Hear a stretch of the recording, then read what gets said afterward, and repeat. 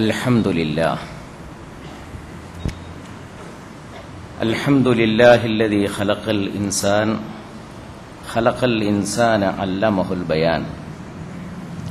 الحمد لله الذي أنزل القرآن في شهر رمضان هدى للناس وبينات من الهدى والفرقان.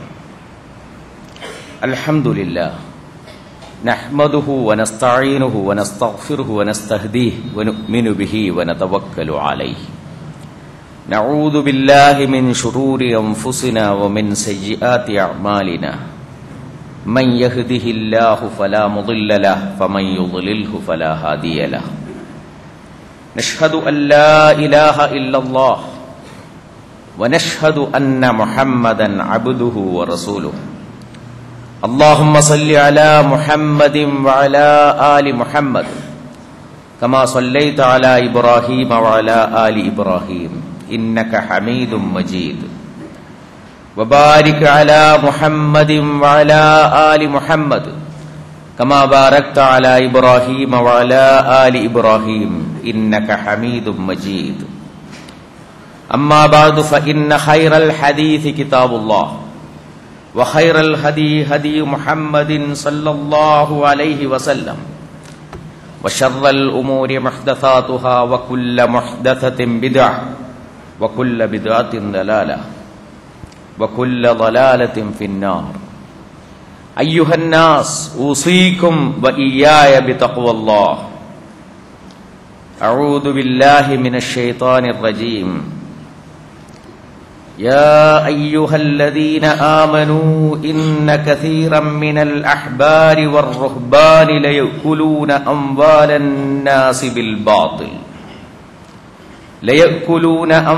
الناس بالباطل ويصدون عن سبيل الله. والذين يكنزون الذهب والفضة ولا ينفقونها في سبيل الله فبشرهم بعذاب أليم.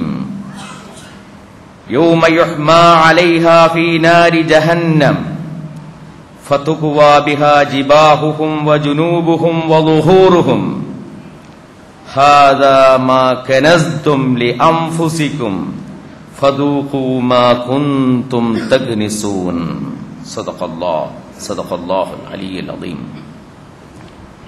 പ്രിയമുള്ള സഹോദരന്മാരെ, സഹോദരിമാരെ, ജീവിതത്തിലുടനീളം അള്ളാഹുവിന്റെ വിധിവിലക്കുകൾ പാലിക്കണമെന്ന് എന്നോടെന്ന പോലെ നിങ്ങളോടും വളരെ കണിശമായി ഞാൻ വസിയത്ത് ചെയ്യുകയാണ്. അള്ളാഹുവിന്റെ മനോഹരമായ ഈ ഭൂമിയിൽ അവന്റെ പ്രതിനിധിയായിട്ടാണ് അള്ളാഹു സുബ്ഹാനഹു വ തആല മനുഷ്യനെ സൃഷ്ടിച്ചിട്ടുള്ളത്. അവന്റെ പ്രതിനിധിയായി സൃഷ്ടിച്ചു എന്നതിന്റെ അർത്ഥം എന്താണ്? അവന്റെ കൽപ്പനകൾക്കനുസരിച്ച് അവന്റെ വിധിവിലക്കുകൾ പാലിച്ചുകൊണ്ട് ഈ ഭൂമിയെ പരിപാലിക്കുക, ഭൂമിയുടെ സകല സാധ്യതകളും ഉപയോഗപ്പെടുത്തിക്കൊണ്ട് ഭൂമിയെ വികസിപ്പിക്കുക, മനുഷ്യന് സൗകര്യമാകും വിധം സാങ്കേതിക സൗകര്യങ്ങൾ വളർത്തിയെടുക്കുക, അള്ളാഹുവിന്റെ വിധിവിലക്കുകൾ പാലിച്ചുകൊണ്ട് തന്നെ സംസ്കാരങ്ങളെയും നാഗരികതകളെയും കെട്ടിപ്പടുക്കുക.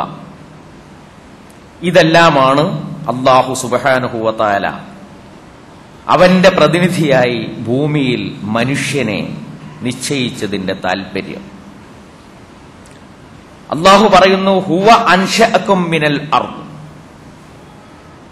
ഭൂമിയിൽ നിന്നാണ് അവൻ നിങ്ങളെ വളർത്തിയത്. നിങ്ങളുടെ മജ്ജയും മാംസവും ഭൂമിയിൽ നിന്നാണ്. നിങ്ങളുടെ ജീവൻ ഉയിർകൊണ്ടിട്ടുള്ളത് ഭൂമിയിൽ നിന്നാണ്. നിങ്ങളുടെ ശരീരത്തിന്റെ ഓരോ അംശവും ഭൂമിയിൽ നിന്നുള്ളതാണ്.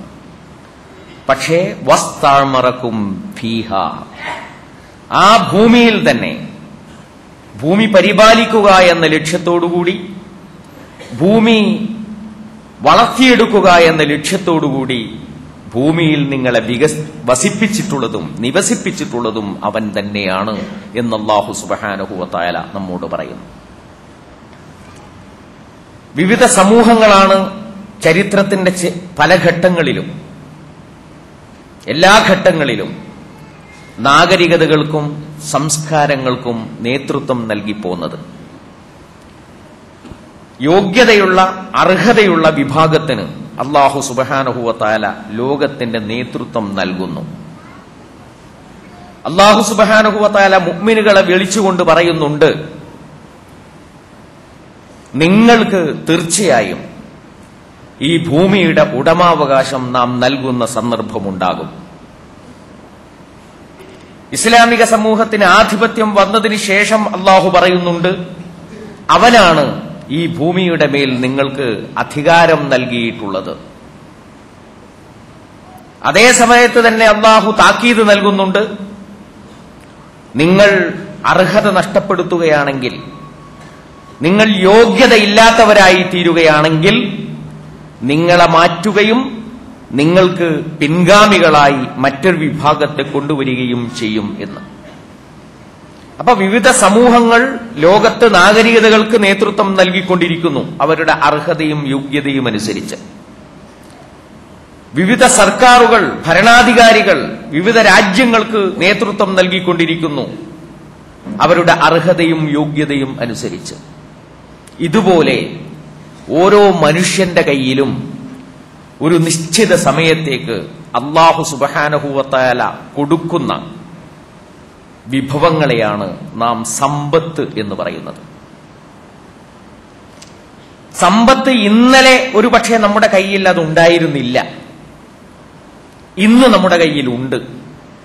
നാളെ അത് നമ്മുടെ കയ്യിൽ തന്നെ നിലനിൽക്കും എന്നതിന് യാതൊരു ഉറപ്പുമില്ല. ഒരു ചരിത്രത്തിന്റെ പ്രത്യേകമായ ഘട്ടത്തിൽ നമ്മുടെ കയ്യിൽ വലിയ തോതിലോ ചെറിയ തോതിലോ സമ്പത്ത് കൈവന്നിരിക്കുന്നു എന്ന് മാത്രമേ ഉള്ളൂ. അതുകൊണ്ടാണ് അല്ലാഹു സുബ്ഹാനഹു വ തആല ഇങ്ങനെ പറയുന്നത്, ആമിനൂ ബില്ലാഹി വ റസൂലി, അല്ലാഹുവിലും അവന്റെ ദൂതനിലും നിങ്ങൾ വിശ്വസിക്കുക.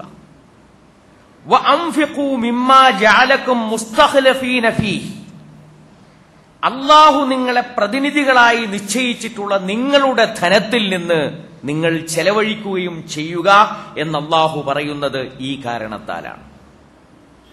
മുസ്തഖ്ലഫീൻ എന്നതിന് പ്രതിനിധികളായി നിശ്ചയിച്ചു എന്ന ഒരർത്ഥമാണ് പ്രത്യക്ഷത്തിലുള്ളത്.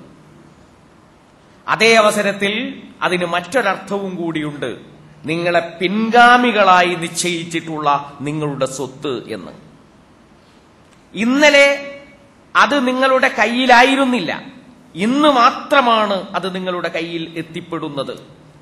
നാളെ അത് നിങ്ങളുടെ കയ്യിൽ തന്നെ ഉണ്ടായിക്കൊള്ളണം എന്നൊരു നിർബന്ധവുമില്ല എന്ന ഒരാശയത്തെ കൂടി മുസ്തഖ്ലഫീന ഫീഹ് എന്ന് പറയുന്ന വാചകം സൂചിപ്പിക്കുന്നുണ്ട് എന്ന് അറബി അറിയുന്ന, ഖുർആൻ അറിയുന്ന പണ്ഡിതന്മാർ നമുക്ക് വിശദീകരിച്ചു തരികയാണ് ചെയ്യുന്നത്. അപ്പൊ നമ്മിൽ പലരുടെ കയ്യിലും സമ്പത്തുണ്ട്. ചിലരുടെ കയ്യിൽ വലിയ തോതിൽ സമ്പത്തുണ്ട്, ചിലരുടെ കയ്യിൽ ചെറിയ തോതിൽ സമ്പത്തുണ്ട്. ഈ സമ്പത്ത് അല്ലാഹു സുബ്ഹാനഹു വ തആല നമുക്ക് നൽകിയിട്ടുള്ള സമ്പത്താണ്. മിമ്മാലില്ലാഹില്ലദീ ആതാക്കും, അല്ലാഹുവിന്റെ ധനമാണ്, അത് അല്ലാഹുവാണ് നമുക്ക് നൽകിയത് എന്ന് വിശുദ്ധ ഖുർആൻ പല സന്ദർഭങ്ങളിലും ആവർത്തിച്ച് നമ്മോട് പറഞ്ഞുകൊണ്ടിരിക്കുന്നത് നമുക്ക് കാണാൻ കഴിയും. ഇന്ന് നമ്മുടെ കയ്യിൽ ആ സമ്പത്തുണ്ട്. നമ്മുടെ കയ്യിലുള്ള ഈ സമ്പത്ത് നമുക്ക് മാത്രം അവകാശപ്പെട്ടതല്ല. സമ്പത്തിന്റെ വിതരണ രീതിയിൽ അല്ലാഹു സുബ്ഹാനഹു വ തആല ചില യുക്തികൾ കണ്ടിരിക്കുന്നു. ആ യുക്തി അനുസരിച്ച് ലോകത്തെല്ലാവർക്കും അനുഭവിക്കുവാൻ വേണ്ടി നിശ്ചയിക്കപ്പെട്ടിട്ടുള്ള സ്വത്ത് തന്നെയാണ് നമ്മുടെ എല്ലാവരുടെയും കൈകളിൽ സൂക്ഷിപ്പ് സ്വത്തായി വന്നു ചേർന്നിട്ടുള്ളത് എന്ന് റസൂലുള്ളാഹി സല്ലല്ലാഹു അലൈഹി വസല്ലം വളരെ ലളിതമായ ഭാഷയിൽ നമ്മെ പഠിപ്പിച്ചിട്ടുണ്ട്. റസൂൽ സല്ലല്ലാഹു അലൈഹി വസല്ലം പറയുകയാണ്, ഇന്നല്ലാഹ ഫറള അലാ അഗ്നിയാഇൽ മുഅ്മിനീന മുസ്ലിമീന ഫീ അംവാലിഹിം മാ യസഉ ഫുഖറാഅഹു. അല്ലാഹു സുബ്ഹാനഹു വ തആല ധനികരായ ആളുകൾക്ക് ചില കാര്യങ്ങൾ നിർബന്ധമാക്കിയിട്ടുണ്ട്, ദാനധർമ്മം നിർബന്ധമാക്കിയിട്ടുണ്ട്. ആ നിർബന്ധമാക്കിയിട്ടുള്ള ദാനധർമ്മം ദരിദ്രരായ ആളുകളുടെ ജീവിതത്തിന് മതിയായവയാണ്. നിങ്ങൾ നിർബന്ധമായി ചെലവഴിക്കേണ്ട 2.5%, നിർബന്ധമായി ചെലവഴിക്കേണ്ട 5%, ചിലപ്പോൾ നിങ്ങൾ ചെലവഴിക്കേണ്ട 10%, മറ്റു ചിലപ്പോൾ നിങ്ങൾ ചെലവഴിക്കേണ്ട 20%. ഈ നിങ്ങൾ ചെലവഴിക്കേണ്ടതിന് വേണ്ടി നിങ്ങൾക്ക് നിശ്ചയിച്ചു തന്നിട്ടുള്ള ആ നിർബന്ധ ബാധ്യതകൾ തന്നെ ദരിദ്രരായ ആളുകൾക്ക് അനുഭവിക്കാൻ മതിയായവയാണ്, അവരുടെ ആവശ്യങ്ങൾ പൂർത്തീകരിക്കാൻ മതിയായവയാണ്. റസൂലുള്ളാഹി സല്ലല്ലാഹു അലൈഹി വസല്ലം അവിടെ നിർത്തുന്നില്ല. തിരുമേനി പറയുന്നു, വലൻ യജ്ഹദൽ ഫുഖറാഉ ഇദാ ജാഉ വഅറു ഇല്ലാ ബിമാ യസ്നഉ അഗ്നിയാഉഹും. ഏതെങ്കിലും ദരിദ്രർ വിശപ്പ് കാരണം കഷ്ടപ്പെടുന്നുണ്ടെങ്കിൽ, ഉടുതുണിയില്ലാത്തതു കാരണം, അല്ലെങ്കിൽ ഉടുതുണിക്ക് മറുതുണിയില്ലാത്തതു കാരണം കഷ്ടപ്പെടുന്നുണ്ടെങ്കിൽ, ആ കഷ്ടപ്പാട് വന്നു ചേരുന്നത് അവരുടെ കൂട്ടത്തിൽ തൽപ്പെട്ട ധനികന്മാർ ചെയ്തു കൂട്ടിയതിന്റെ ഫലമായി മാത്രമാണ്. അവരോട് പ്രവർത്തിക്കാൻ പറഞ്ഞത് വിധം അവർ പ്രവർത്തിച്ചിരുന്നുവെങ്കിൽ ഒരു ദരിദ്രനും വിശക്കേണ്ടി വരുമായിരുന്നില്ല, ഒരു ദരിദ്രനും ഉടുതുണിക്ക് മറുതുണിയില്ലാത്തവനായി കഷ്ടപ്പെടേണ്ടി വരികയില്ലായിരുന്നു എന്ന് റസൂലുള്ളാഹി സല്ലല്ലാഹു അലൈഹി വസല്ലം പറയുകയാണ്. അതുകൊണ്ട് നമ്മുടെ കയ്യിൽ അള്ളാഹു നൽകിയിട്ടുള്ള സ്വത്ത് ഇത് ദരിദ്രരായ ആളുകൾക്ക് കൂടിയുള്ളതാണ്. അവർ വിശക്കുന്നുണ്ടെങ്കിൽ, അവർ നഗ്നരായി തീരുന്നുണ്ടെങ്കിൽ, അവർ ചികിത്സ ലഭിക്കാതെ പ്രയാസപ്പെടുന്നുണ്ടെങ്കിൽ, അവർ വെയിൽ കൊള്ളുന്നുണ്ടെങ്കിൽ, അവർ മഴ കൊണ്ട് രോഗബാധിതരായി തീരുന്നുണ്ടെങ്കിൽ അതിന്റെ മുഴുവൻ ഉത്തരവാദിത്വം സമൂഹത്തിലെ ധനികരായ ആളുകൾക്കാണുള്ളത് എന്ന് റസൂൽ സല്ലല്ലാഹു അലൈഹി വസല്ലം വിശദീകരിക്കുന്നുവെന്ന് മാത്രമല്ല, ഒരു താക്കീത് കൂടി നൽകുന്നുണ്ട്. അലാ വഇന്നല്ലാഹ യുഹാസിബുഹും ഹിസാബൻ ശദീദാ. തീർച്ചയായും അല്ലാഹു അവരെ കഠിനമായി വിചാരണ ചെയ്യുന്നതാണ്, കണക്ക് നോക്കുന്നതാണ്, അവരോട് കണക്ക് പറയിപ്പിക്കുന്നതാണ്. വയുഅദ്ദിബുഹും അദാബൻ അലീമാ. വേദനാജനകമായിട്ടുള്ള ശിക്ഷ അവർക്ക് അല്ലാഹു സുബ്ഹാനഹു വ തആല വിധിക്കുന്നതാണ് എന്നുകൂടി റസൂൽ സല്ലല്ലാഹു അലൈഹി വസല്ലം നമ്മെ താക്കീത് ചെയ്യുകയാണ് ചെയ്തത്. കേരളത്തിലെ ഭൂമിയെപ്പോലെ കുന്നും മലകളും കുണ്ടും കുഴികളും താഴ്വാരങ്ങളും തീരദേശങ്ങളും എല്ലാം കൂടിയായിട്ട് അങ്ങനെ കിടക്കുകയാണ് മനുഷ്യ സമൂഹത്തിൽ സമ്പന്നാവസ്ഥ എന്ന് പറയുന്നു. ചിലർക്ക് അല്ലാഹു ധാരാളമായി സമ്പത്ത് നൽകിയിട്ടുണ്ട്, വേറെ ചില ആളുകൾക്ക് ദാരിദ്ര്യം നൽകിയിട്ടുണ്ട്. സമ്പന്നനിൽ ലഭ്യമാകുന്ന സമ്പത്ത് അവനിൽ നിന്ന് കുറേശ്ശെയായി സാധാരണക്കാരിലേക്ക് ഒഴുകിയിട്ട് വേണം പ്രായോഗികമായിട്ടുള്ള ഒരു സമത്വം ഈ ഭൂമിയിൽ ഉണ്ടാകാൻ എന്ന് അല്ലാഹു സുബ്ഹാനഹു വ തആല വിധിച്ചിരിക്കുന്നു. അതുകൊണ്ട് തന്നെയാണ് അല്ലാഹു സുബ്ഹാനഹു വ തആല വിശുദ്ധ ഖുർആനിൽ പറഞ്ഞത്, വഫീ അംവാലിഹിം ഹഖ്ഖുൽ ലിസ്സായിലി വൽ മഹ്റൂം. അവരുടെ ധനത്തിൽ ചോദിച്ചു വരുന്നവർക്കും ജീവിതമാർഗം നിഷേധിക്കപ്പെട്ടവർക്കും അവകാശമുണ്ട് എന്ന് അല്ലാഹു സുബ്ഹാനഹു വ തആല പറഞ്ഞിട്ടുള്ളതിന്റെ കാരണവും അതുതന്നെയാണ്. അല്ലാഹു നമുക്ക് ചെറിയ തോതിലോ വലിയ തോതിലോ സമ്പത്ത് നൽകിയിട്ടുണ്ടെങ്കിൽ അത് നമുക്ക് മാത്രം ആസ്വദിച്ച് തീർക്കുവാനുള്ളതല്ല, അത് ദരിദ്രർക്ക് കൂടിയുള്ളതാണ്, ജീവിതമാർഗം നിഷേധിക്കപ്പെട്ട ആളുകൾക്ക് കൂടിയുള്ളതാണ് എന്ന ഉറച്ച ബോധ്യം ആദ്യമായി നമ്മുടെ മനസ്സിലേക്ക് കടന്നു വരേണ്ടതുണ്ട്. ആ ബോധ്യം മനസ്സിലുള്ള ആളുകളോടാണ് അല്ലാഹു സുബ്ഹാനഹു വ തആല അവന്റെ മാർഗത്തിൽ ചെലവഴിക്കണം എന്ന് ആവശ്യപ്പെടുന്നത്. അല്ലാഹു അവന്റെ മാർഗത്തിൽ ചെലവഴിക്കണമെന്ന് ആവശ്യപ്പെടുന്നത് വളരെ മനോഹരമായിട്ടുള്ള ഒരാശയമാണ്. ഒരുപക്ഷെ നമ്മെ ആശ്ചര്യപ്പെടുത്താവുന്ന, നമ്മെ അത്ഭുതപ്പെടുത്താവുന്ന രീതിയാണ് അല്ലാഹു സുബ്ഹാനഹു വ തആല അതിന് നിശ്ചയിച്ചിട്ടുള്ളത്, അല്ലെങ്കിൽ അത് വിശദീകരിക്കുന്നതിന് അല്ലാഹു സുബ്ഹാനഹു വ തആല സ്വീകരിച്ചിട്ടുള്ള രീതി. സ്വത്ത് മുഴുവൻ അല്ലാഹുവിൻ്റെതാണ്, നിങ്ങൾ അതിന്റെ സൂക്ഷിപ്പുകാരൻ മാത്രമാണ് എന്ന അടിസ്ഥാനം വിശ്വാസികളെ പഠിപ്പിക്കുന്നു. വിശ്വാസികളെ പഠിപ്പിച്ചിട്ട് അവന്റെ കയ്യിൽ അത് കൊടുത്തിട്ട് അല്ലാഹു പറയുന്നത് എന്താണ്? വഅഖ്രിദുല്ലാഹ ഖർളൻ ഹസന, നിങ്ങൾ അല്ലാഹുവിന് ഏറ്റവും നല്ല കടം കൊടുക്കണം. അല്ലാഹു ആദ്യം സ്വത്ത് നമ്മളെ ഏൽപ്പിക്കുകയാണ്. ഏൽപ്പിച്ചിട്ട് നമ്മളോട് പറയാണ്, നിങ്ങൾ അല്ലാഹുവിന് കടം കൊടുക്കണം, അങ്ങോട്ട് കടം കൊടുക്കണം എന്ന് പറയാണ്. അപ്പൊ നമ്മൾ ആദ്യം ചോദിച്ചു പോകും അല്ലാഹുവിനോട്, അല്ലാഹുവേ, നീ തന്ന ധനമല്ലേ, എങ്ങനെയാണ് നിനക്ക് ഞാൻ കടം തരിക? അല്ലാഹുവേ, ഞങ്ങൾ എങ്ങനെയാണ് നിനക്ക് കടം തരിക? നീ ഐശ്വര്യവാനല്ലേ, ഗനിയല്ലേ. വനഹ്നുൽ ഫുഖറ, ഞങ്ങളല്ലേ ആവശ്യമുള്ളവർ. ഈ ആവശ്യമുള്ള ഞങ്ങൾ ആവശ്യമില്ലാത്ത നിനക്ക് എങ്ങനെയാണ് കടം തരിക എന്ന് നമ്മൾ അള്ളാഹുവിനോട് തിരിച്ചു ചോദിച്ചു പോകും. കാരണം ഖുർആനിൽ ആവർത്തിച്ചു പറയുന്നുണ്ട്, വഅഖ്രിദുല്ലാഹ ഖർളൻ ഹസന. അപ്പൊ അല്ലാഹു സുബ്ഹാനഹു വ തആല പറയുന്നത്, നീ എനിക്ക് കടം തരിക എന്ന് പറഞ്ഞാൽ നീ അത് ജനങ്ങളിൽ ചെലവഴിക്കുക എന്നാണ് അർത്ഥം. നിന്റെ ബന്ധുക്കൾക്ക് കൊടുക്കുക. എനിക്ക് കടം തരിക എന്ന് പറഞ്ഞാൽ നിന്റെ ബന്ധുക്കൾക്ക് കൊടുക്കുക, നിന്റെ അയൽവാസികൾക്ക് കൊടുക്കുക, നിന്റെ കൂട്ടത്തിൽ പ്രയാസമനുഭവിക്കുന്ന ആളുകൾക്ക് കൊടുക്കുക, അനാഥരായ ആളുകൾക്ക് കൊടുക്കുക, ആവശ്യക്കാർക്ക് കൊടുക്കുക. എനിക്ക് കടം തരിക എന്ന് പറഞ്ഞാൽ നിനക്ക് ചുറ്റുമുള്ള ആളുകളിലേക്ക് കൊടുക്കുക എന്നുള്ളതാണ് അതിന്റെ അർത്ഥം. അല്ലാതെ എന്റെ ഏതെങ്കിലും പള്ളിയിൽ കൊണ്ടുവന്ന് കുന്നുകൂട്ടുകയല്ല, എന്റെ കഅബയിൽ കൊണ്ടുവന്ന് ആ കഅബ സമ്പത്ത് കൊണ്ട് മൂടുകയല്ല, അല്ലെങ്കിൽ ഏതെങ്കിലും നദിയിലേക്ക് വലിച്ചെറിയുകയല്ല, അല്ലെങ്കിൽ ഏതെങ്കിലും കടലിലേക്ക് നഷ്ടപ്പെടുത്തുകയല്ല. മറിച്ച് നിനക്ക് ചുറ്റും നിന്റെ ബന്ധുക്കളായി, നിന്റെ അയൽവാസികളായി, നിനക്ക് വേണ്ടപ്പെട്ടവരായി, നിന്റെ സമൂഹത്തിൽ ജീവിക്കുന്നവരായി കഷ്ടപ്പെടുന്നവരുണ്ടാകും, അവർക്ക് കൊടുക്കുക എന്നതാണ് അതിനർത്ഥം എന്ന് അല്ലാഹു സുബ്ഹാനഹു വ തആല പറയാം. അങ്ങനെ നമ്മൾ അല്ലാഹുവിന് കടം കൊടുക്കാൻ തീരുമാനിച്ചു. അല്ലാഹുവിന് കടം കൊടുക്കുന്ന സംഖ്യ നമ്മുടെ ചുറ്റുമുള്ള ആളുകൾക്ക് നമ്മൾ വിതരണം ചെയ്യുമ്പോൾ എന്താണ് സംഭവിക്കുന്നത്? എല്ലാവരും സമൃദ്ധരായി തീരുന്നു, സമൃദ്ധി വിളയാടുന്നു. ആ സമൃദ്ധി വിളയാടുമ്പോൾ അതിന്റെ സന്തോഷവും അതിന്റെ ആനന്ദവും ഞാൻ കൂടി അനുഭവിക്കുന്നു. പിന്നെ എനിക്ക് കഷ്ടപ്പെടേണ്ടവരെ കാണേണ്ട ആവശ്യമില്ല, എല്ലാവരും സമൃദ്ധരായി തീരുകയാണ്.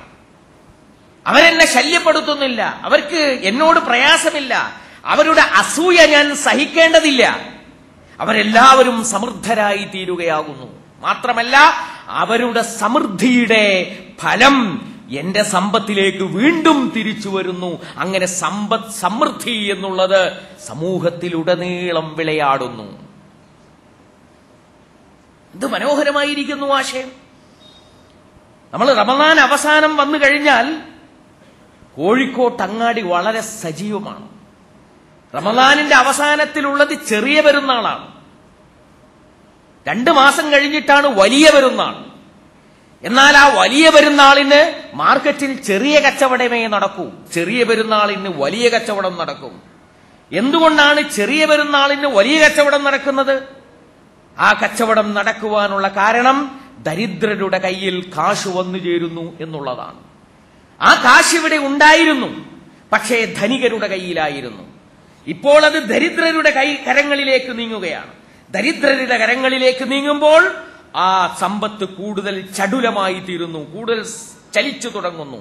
സമ്പത്ത് ചലിച്ചു തുടങ്ങുമ്പോഴോ കച്ചവടം സജീവമാകുന്നു, വ്യവസായങ്ങൾ പുഷ്കലമാകുന്നു, കൃഷി ശക്തിപ്പെടുന്നു. അങ്ങനെ സമ്പദ് സമൃദ്ധിയിലേക്ക് സമൂഹം നീങ്ങുകയും ചെയ്യുന്നു. അതാണ് അല്ലാഹു സുബ്ഹാനഹു വ തആല പറയുന്നത്, നിങ്ങൾ സകാത്ത് നൽകുന്നത് അല്ലാഹുവിന്റെ വജ്ഹുദ്ദേശിച്ചാണ്, സംശയമില്ല. പക്ഷേ അല്ലാഹുവിന്റെ വജ്ഹുദ്ദേശിച്ചുകൊണ്ട് നിങ്ങൾ നൽകുന്ന സകാത്ത് നിങ്ങളുടെ സമ്പദ്ഘടനയെ ഇരട്ടിപ്പിക്കുകയാണ് ചെയ്യുന്നത്. ഫഉലൈക ഹുമുൽ മുദ്ഇഫൂൻ എന്ന് അല്ലാഹു സുബ്ഹാനഹു വ തആല നമ്മെ പഠിപ്പിച്ചു തരും. UPA സർക്കാർ അധികാരത്തിൽ വരാനുള്ള കാരണത്തെ സംബന്ധിച്ച് വിശകലനം ചെയ്ത സാമൂഹ്യ ശാസ്ത്ര വിദഗ്ധർ പറയുന്ന ഒരു കാര്യമുണ്ട്. ഗ്രാമീണ തൊഴിലുറപ്പ് പദ്ധതിയാണ് UPA സർക്കാരിനെ വീണ്ടും അധികാരത്തിൽ കൊണ്ടുവരുന്നതിൽ വലിയ പങ്കുവഹിച്ചത്. എന്താണ് ഗ്രാമീണ തൊഴിലുറപ്പ് പദ്ധതി? നമ്മൾ നാഷണൽ ഹൈവേയിലൂടെ നടന്നു പോകുമ്പോ കുറെ ആണുങ്ങളും പെണ്ണുങ്ങളും ചേർന്ന് അപ്പയും കുറുന്തോട്ടിയും വെട്ടി വൃത്തിയാക്കുന്ന സമയത്ത് ഒരുപക്ഷെ ഇതുകൊണ്ടെന്ത് കാര്യം എന്ന് ചിലപ്പോൾ തോന്നും. പക്ഷേ ഏറ്റവും ദരിദ്രരായ ആളുകളുടെ കയ്യിലേക്ക് ഒരു ദിവസം വൈകുന്നേരമാകുമ്പോഴേക്കും 100 രൂപയും 120 രൂപയും വന്നു ചേരുകയാണ്. കേരളത്തിൽ ജീവിച്ചുകൊണ്ടിരിക്കുന്ന നിങ്ങൾക്കൊരുപക്ഷെ അതിന്റെ വിലയറിയില്ല. UPയിലും ബീഹാറിലും ജീവിച്ചുകൊണ്ടിരിക്കുന്ന ഗ്രാമീണരായ പാവങ്ങളുടെ കൈകളിലേക്ക് ഒരു ദിവസം 100 രൂപയും 120 രൂപയും എന്നുള്ള നിലയിൽ ഒരു കൊല്ലം 100 ദിവസം കാശ് വന്നു ചേരുന്നുവെങ്കിൽ ആ സമ്പദ്ഘടനയെ സമൃദ്ധിയിലേക്ക് നയിക്കുന്നതിൽ അത് വലിയ പങ്ക് വഹിച്ചിട്ടുണ്ട് എന്ന് സമീപകാല ഭാരതത്തിന്റെ അവസ്ഥ വെച്ചുകൊണ്ട് നമുക്ക് കാണാൻ കഴിയും. അതുകൊണ്ട് സമ്പദ് സമൃദ്ധിയെ വികാസത്വരമാക്കാൻ, വൃദ്ധിമുഖമാക്കുവാൻ വേണ്ടിയുള്ള ഒരു ഏർപ്പാടാണ് യഥാർത്ഥത്തിൽ സക്കാത്ത് എന്ന് പറയുന്നത്. ആ സക്കാത്തിനെ കുറിച്ചാണ് അള്ളാഹു പറയുന്നത്, നിങ്ങൾ അള്ളാഹുവിന് അങ്ങോട്ട് കടം കൊടുക്കുകയാണ് എന്ന് പറയുന്നത്. അള്ളാഹുവിന് അങ്ങോട്ട് കടം കൊടുക്കുന്ന തുകയാകട്ടെ അത് അള്ളാഹു നമ്മുടെ കൈകളിൽ സൂക്ഷിക്കുവാൻ ഏൽപ്പിച്ചിട്ടുള്ള സമ്പത്താണ് താനും. എന്തൊരത്ഭുതമായിരിക്കുന്നു! എന്നിട്ടോ ഈ സമ്പദ് സമൃദ്ധി നമ്മുടെ കണ്ണുകൾക്ക് ആനന്ദം, സന്തോഷം ഇത് മാത്രമല്ല അല്ലാഹു സുബ്ഹാനഹു വ തആല നമുക്ക് നൽകാൻ വിചാരിച്ചിട്ടുള്ളത്. ഇൻ തുഖ്രിദുല്ലാഹ ഖർളൻ ഹസനൻ യുളാഇഫുഹു ലക്കും. അല്ലാഹു അത് നമുക്ക് ഇരട്ടിക്കിരട്ടിയായി തിരിച്ചു തരും. കടം കൊടുത്താൽ ഈ കൊടുക്കുന്നത് മാത്രമല്ല തരുന്നത്, അവൻ നമുക്ക് ഇരട്ടിക്കിരട്ടിയായി തിരിച്ചു തരും. വയഗ്ഫിർ ലക്കും, അതിനു പുറമെ നമ്മൾ ചെയ്തിട്ടുള്ള പാപങ്ങൾ നമുക്ക് പൊറുത്തു തരും. ലഉകഫിറന്ന അൻകും സയ്യിആതികും, നിങ്ങളുടെ പാപങ്ങൾ അല്ലാഹു സുബ്ഹാനഹു വ തആല തുടച്ച് മായ്ച്ച് വൃത്തിയാക്കി തരും. വല ഉദ്ഖിലന്നഹും ജന്നാത്തിൻ തജ്രീ മിൻ തഹ്തിഹൽ അൻഹാർ, മാത്രമല്ല താഴ്ഭാഗങ്ങളിലൂടെ നദികൾ ഒഴുകിക്കൊണ്ടിരിക്കുന്ന തോട്ടങ്ങൾ അല്ലാഹു സുബ്ഹാനഹു വ തആല നിങ്ങൾക്ക് നൽകും എന്നും പറയുന്നു.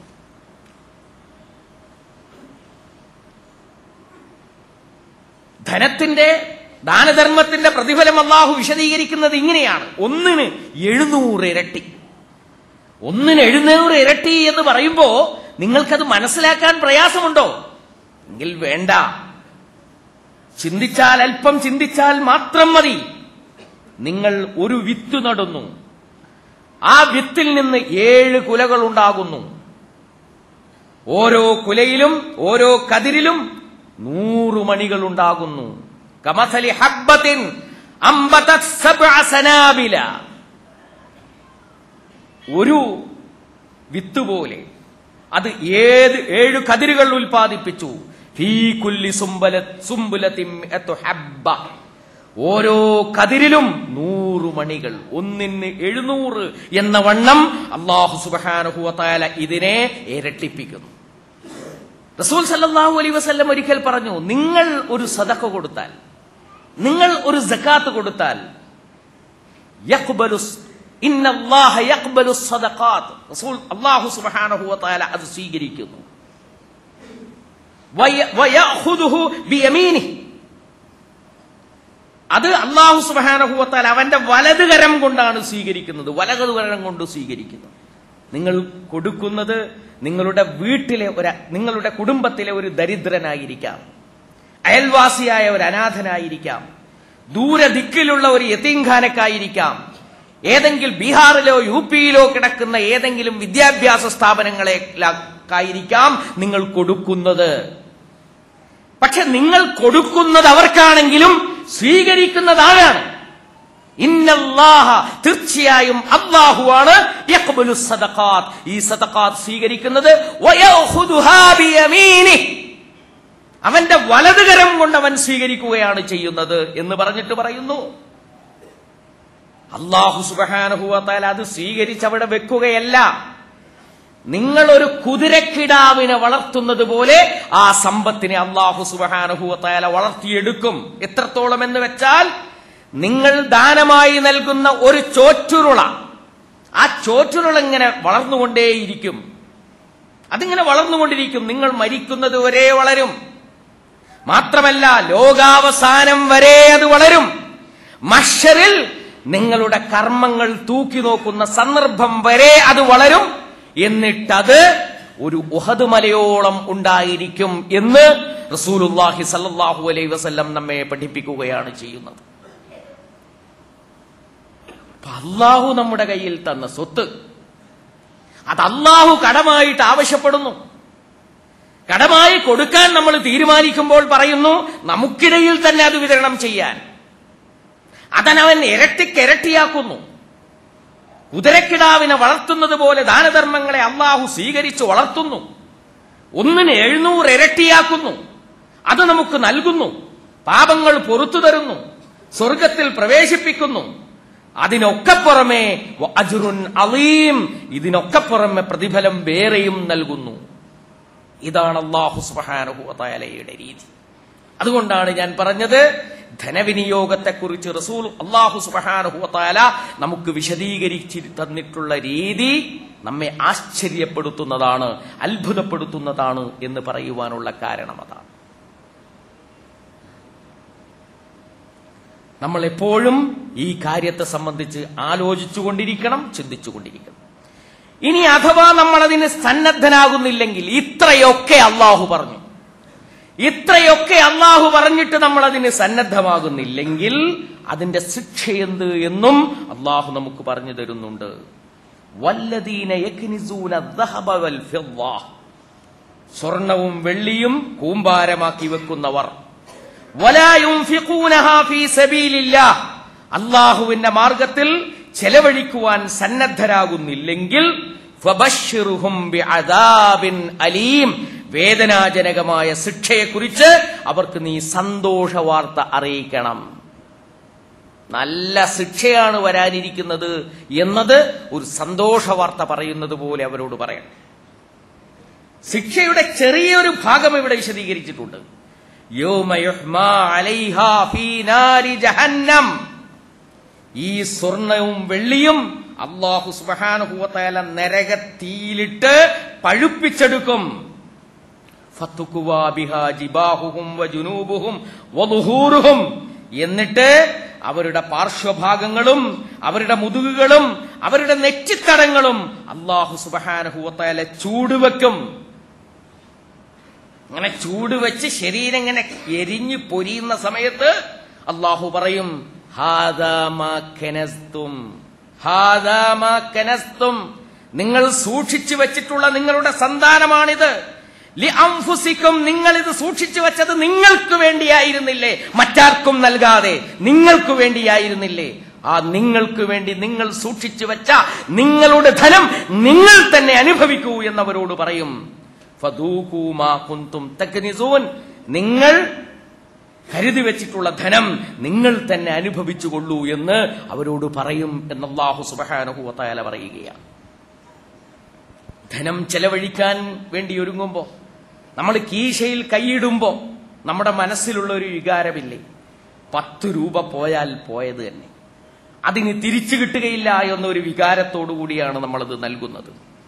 എന്നാൽ അല്ലാഹു പറയുന്നത് ശ്രദ്ധിക്കൂ, വലാ യഹ്സബന്നല്ലദീന യബ്ഖലൂന ബിമാ ആതാഹുമുല്ലാഹു മിൻ ഫളിഹി വ ഖൈറൻ ലഹും, അല്ലാഹു നൽകിയിട്ടുള്ള ഔദാര്യങ്ങൾ വളരെ പിശുക്കിക്കൊണ്ട് മാത്രം ചെലവഴിക്കുന്നവർ ഒരിക്കലും വിചാരിക്കേണ്ടതില്ല അതവർക്ക് നന്മയാണ് ചെയ്യുക എന്ന്. ബൽ ഹുവ ശർറുൻ ലഹും, അല്ല, അതവർക്ക് തിന്മയായിരിക്കും. സയുതവ്വഖൂന മാ ബഖിലൂ യൗമൽ ഖിയാമ, അന്ത്യദിനത്തിൽ അവർ പിശുക്കിയതെന്താണോ അവർ കൊടുക്കാതെ കീശയിൽ അവശേഷിപ്പിച്ചത് എന്താണോ അതുകൊണ്ട് കണ്ഠാഭരണം അണിയിക്കപ്പെടുന്നതാണ് എന്ന് അല്ലാഹു സുബ്ഹാനഹു വ തആല നമുക്ക് വിശദീകരിച്ചു തരികയാണ് ചെയ്യുന്നത്. അല്ലെങ്കിലും ഈ ഭൂമിയിൽ നമുക്ക് അനുഭവിക്കാൻ പറ്റുന്നത് എന്താണ്? റസൂലുള്ളാഹി സ്വല്ലല്ലാഹു അലൈഹി വസല്ലം മനോഹരമായത് നമ്മോട് പറഞ്ഞു. യഖൂലു ഇബ്നു ആദം മാലി മാലി, മനുഷ്യനിങ്ങനെ ആദം പുത്രനിങ്ങനെ എന്റെ ധനം എന്റെ ധനം എന്നിങ്ങനെ പറഞ്ഞുകൊണ്ടിരിക്കും.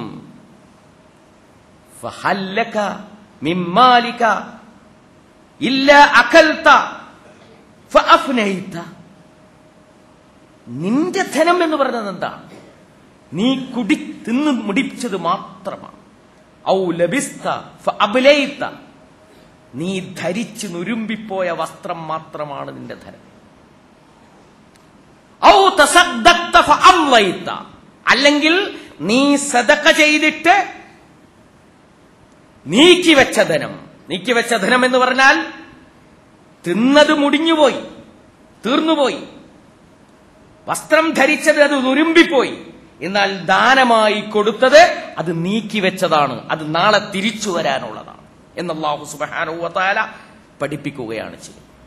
വമാ സിവാ ദാലിക്, നീ തിന്നതല്ലാത്ത, നീ ധരിച്ചതല്ലാത്ത, നീ അനുഭവിച്ചതല്ലാത്ത, നീ ദാനം ചെയ്തതല്ലാത്ത എല്ലാ ധനവും ഫദാഹിബുൻ വതാരികുഹു ലിന്നാസ്, അത് പോയി പോകും, അത് മറ്റുള്ള ജനങ്ങളിലേക്ക് നീങ്ങിപ്പോകും എന്ന് അല്ലാഹു സുബ്ഹാനഹു വ തആല നമ്മെ ഓർമ്മപ്പെടുത്തുകയാണ്. റസൂൽ സല്ലല്ലാഹു അലൈഹി വസല്ലം നമ്മെ പഠിപ്പിക്കുകയാണ്.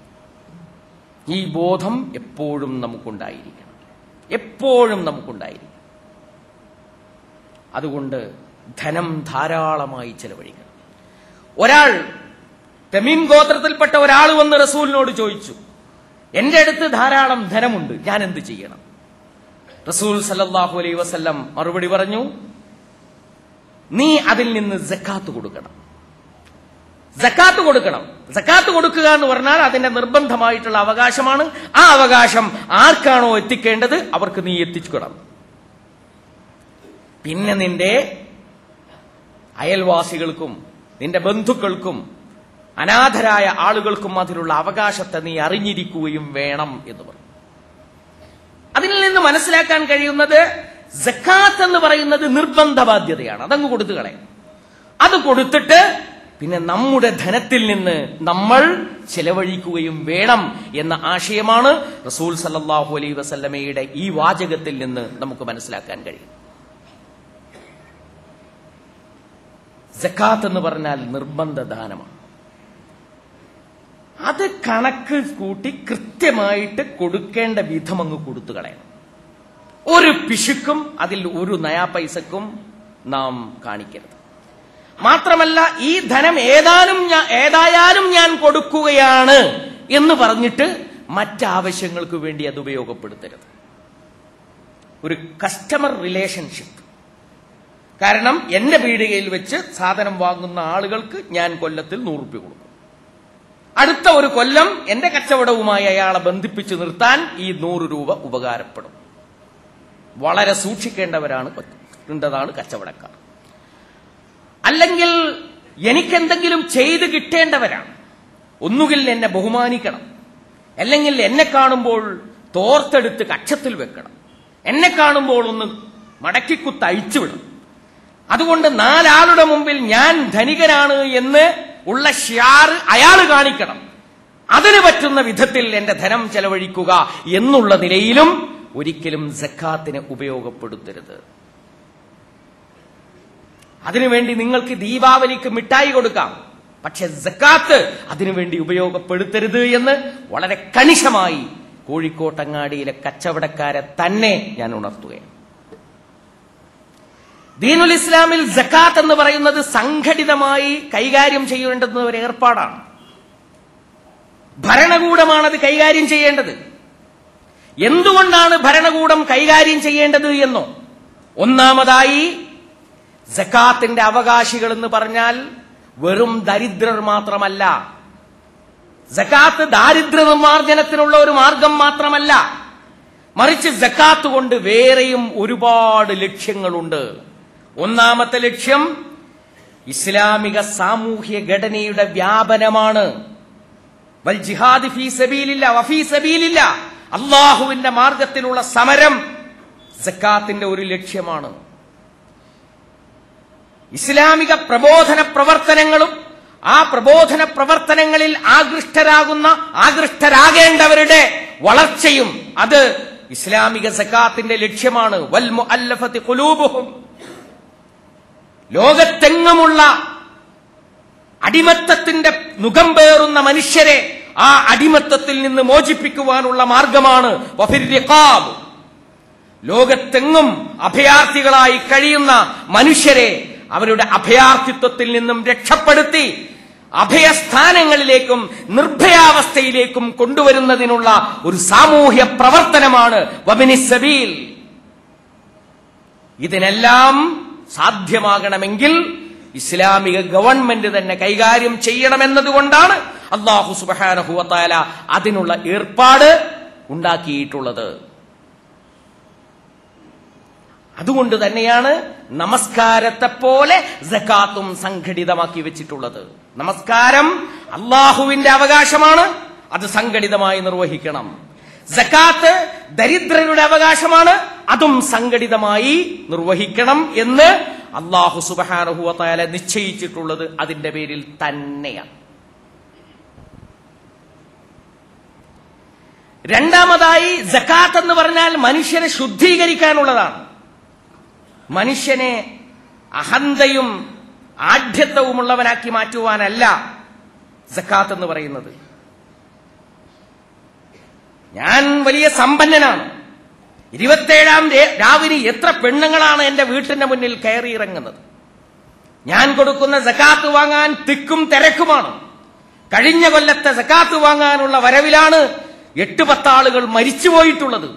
അതിന് മാത്രം സമ്പന്നനാണ് ഞാൻ എന്ന് മറ്റുള്ളവരുടെ മുമ്പിൽ വരുത്താനല്ല സക്കാത്ത്, മറിച്ച് സമ്പത്ത് അല്ലാഹുവിന്റേതാണ്. ഇത് ഞാൻ ഇഷ്ടപ്രകാരം ചെലവഴിക്കേണ്ടതല്ല, അല്ലാഹു സുബ്ഹാനഹു വ തആല പറഞ്ഞതുപോലെ ചെലവഴിക്കേണ്ടവനാണ്.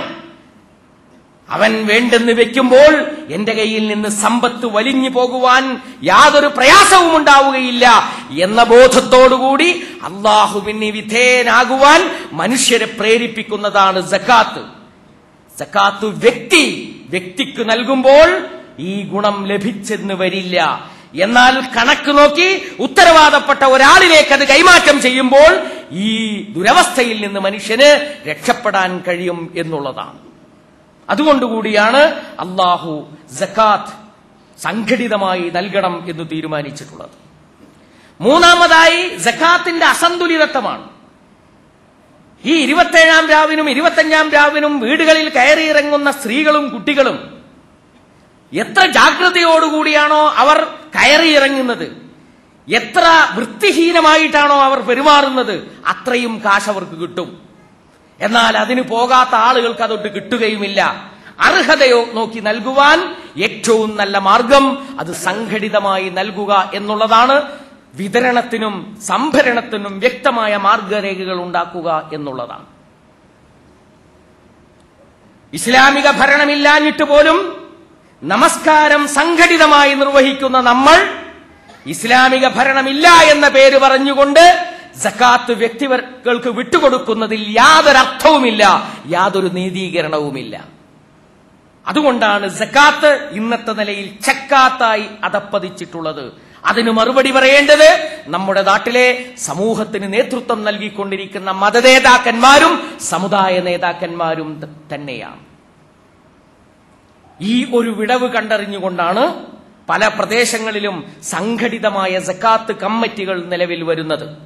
അല്ലാഹുവിന്റെ അനുഗ്രഹത്താൽ ഓരോ പ്രദേശത്തും പ്രവർത്തിച്ചുകൊണ്ടിരിക്കുന്ന സക്കാത്ത് കമ്മിറ്റികൾ, സംസ്ഥാന തലത്തിലും അഖിലേന്ത്യാടിസ്ഥാനത്തിലും പ്രവർത്തിച്ചുകൊണ്ടിരിക്കുന്ന സക്കാത്ത് സംവിധാനങ്ങൾ കൂടുതൽ വികസിച്ചു വളർന്നുകൊണ്ടിരിക്കുകയാണ്, കൂടുതൽ വൃദ്ധിയിലേക്കാണ് നീങ്ങിക്കൊണ്ടിരിക്കുന്നത് എന്ന് നമുക്ക് കാണാൻ കഴിയുന്നു. അതിൽ പങ്കാളിത്തമർപ്പിക്കാൻ നമുക്ക് മനസ്സുണ്ടോ എന്നുള്ളതാണ് പ്രശ്നം. അല്ലാഹുവിന്റെ അവകാശം എന്റെ വ്യക്തിപരമായ താല്പര്യത്തിന് വേണ്ടി ഞാൻ ഉപയോഗപ്പെടുത്തുന്നതിന് പകരം ഏറ്റവും അർഹരായിട്ടുള്ള അവകാശികളെ കണ്ടെത്തുവാൻ പറ്റുന്ന ഏജൻസികളെ ഞാൻ ഏൽപ്പിക്കുമെന്ന് തീരുമാനിക്കാനുള്ള വിശാലത നമുക്ക് വന്നു ചേർന്നിട്ടുണ്ടോ എന്നുള്ളതാണ് നമ്മുടെ മുമ്പാകെയുള്ള പ്രശ്നം. ആ പ്രശ്നത്തിന് നാം തന്നെയാണ് മറുപടി കാണേണ്ടത്. ഇതിന്റെ ചെറിയൊരു മാതൃക എന്നുള്ള നിലയിൽ ലുഅ്ലു പള്ളി കേന്ദ്രീകരിച്ചും സകാത്ത് കമ്മിറ്റി പ്രവർത്തിച്ചുകൊണ്ടിരിക്കുന്നുണ്ട്.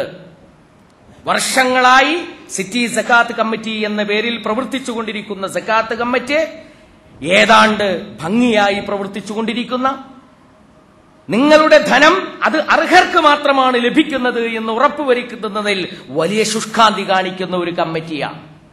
ആ കമ്മിറ്റിയെയും നിങ്ങൾക്ക് സമീപിക്കാം, മറ്റു കമ്മിറ്റികളെയും നിങ്ങൾക്ക് ഏൽപ്പിക്കാവുന്നതാണ്, നിങ്ങളുടെ വിശ്വാസം അനുസരിച്ചുകൊണ്ട്. ഏതായിരുന്നാലും എന്റെ തടിയിൽ നിന്ന് ഇതിന്റെ അവസാനത്തെ അംശവും അങ്ങ് നീങ്ങിപ്പോവുക എന്ന ഒരു ഉദ്ദേശശുദ്ധി നമുക്കേവർക്കും ഉണ്ടാകുന്നത് നല്ലതാണ്.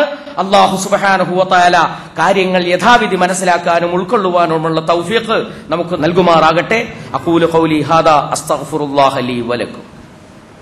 അൽഹംദുലില്ലാഹിൽ വാഹിദിൽ അഹദ് അൽ ഫർദിസ് സമദ് الذي لم يلد ولم يولد ولم يكن له كفوا أحد صلى الله على محمد وعلى آله صلاة بلا عدد باقية إلى الأبد إن أريد إلا الإصلاح ما استطعت وما توفيقي إلا بالله عليه توكلت وإليه ينيب رب اشرح لي صدري ويسر لي أمري واحلل عقدة من لساني يفقهوا قولي يا أيها الذين آمنوا اتقوا الله حق تقاته ولا تموتن إلا وأنتم مسلمون.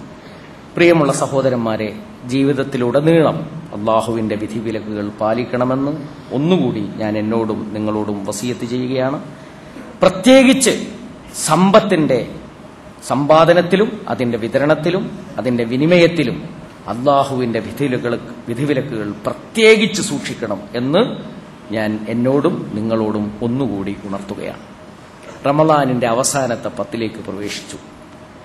റമളാനിലെ ഏറ്റവും വിശിഷ്ടമായ രാവുകളും പകലുകളും അങ്ങനെ കഴിഞ്ഞു കടന്നു പോയിക്കൊണ്ടിരിക്കുകയാണ്. ഇത് യഥാവിധി ഉപയോഗപ്പെടുത്തുവാൻ നമുക്കെല്ലാവർക്കും കഴിയണം.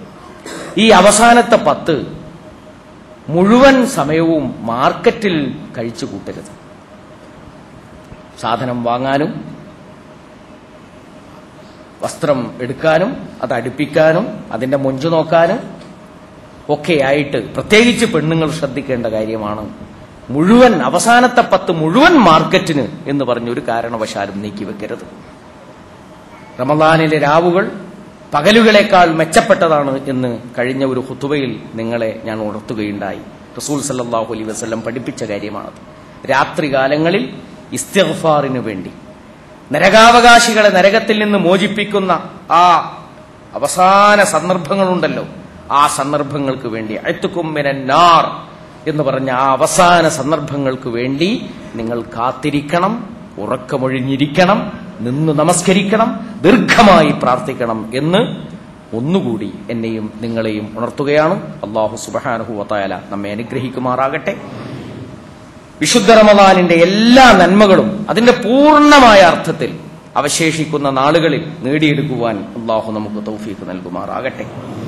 സമ്പത്തിൽ നിന്ന് അന്യന്റെ ഒരവകാശവും ബാക്കി നിർത്താതെ മുഴുവൻ കൊടുത്തു തീർക്കുവാൻ ഈ റമളാനിന്റെ അവസാന ഘട്ടത്തിൽ അല്ലാഹു നമുക്ക് സഹായം നൽകുമാറാകട്ടെ.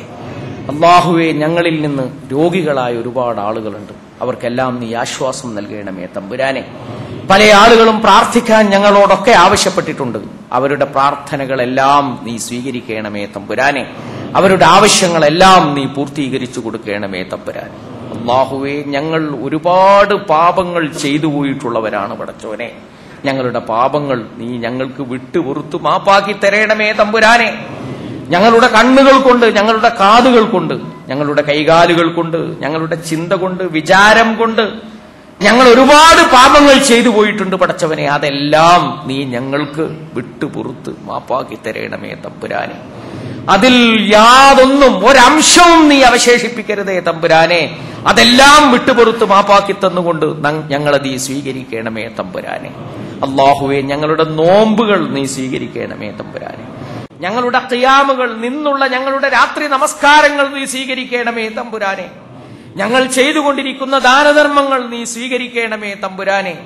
ആ ദാനധർമ്മങ്ങൾ ചെയ്യുന്നതിലുള്ള നെയ്യത്തിലോ ചെയ്ത രീതിയിലോ എന്തെങ്കിലും പോരായ്മ വന്നു പോയിട്ടുണ്ടെങ്കിൽ ആ പോരായ്മകളൊക്കെ വിട്ടുപൊറുത്ത് നീ മാപ്പാക്കി തരണമേ തമ്പുരാനെ.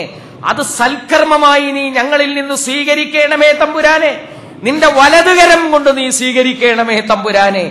ആ സദഖകളെയും സക്കാത്തുകളെയും നീ വളർത്തിയെടുക്കണമേ തമ്പുരാനെ.